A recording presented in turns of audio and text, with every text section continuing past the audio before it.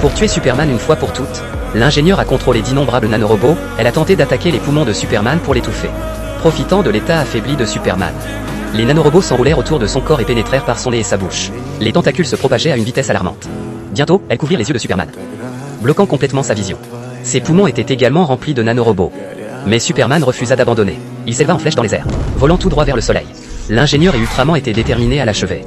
Superman volait de plus en plus haut, de plus en plus vite. Les nanorobots au-dessus de lui ont commencé à brûler à cause de la friction atmosphérique. Se rendant compte du danger, l'ingénieur a immédiatement ordonné aux tentacules d'attraper Superman, essayant de le ramener au sol. Ultraman asséna des coups de poing furieux contre Superman.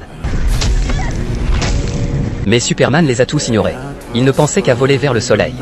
L'ingénieur dut utiliser tous les nanorobots pour retenir fermement Superman, quand les trois traversèrent l'atmosphère. Superman a tiré. Il s'arrêta puis plongea vers le bas avec l'ingénieur et Ultraman, tandis que leur vitesse augmentait, les deux sentirent enfin le danger. Ils ne pouvaient pas supporter l'impact d'une telle vitesse, mais il était déjà trop tard.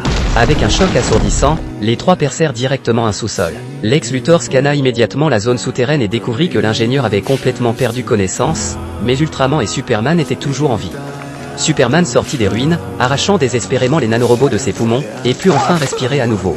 Pendant ce temps, Ultraman sortit également des ruines. Mais quand il enleva son casque cassé, Superman resta figé de stupeur, cet homme avait exactement le même visage que lui. Sous le contrôle de Luthor, Ultraman attaqua Superman immédiatement. Non seulement il possédait les mêmes pouvoirs que Superman, mais il connaissait aussi parfaitement tous ses mouvements. C'était un clone créé par Luthor à partir de l'ADN de Superman.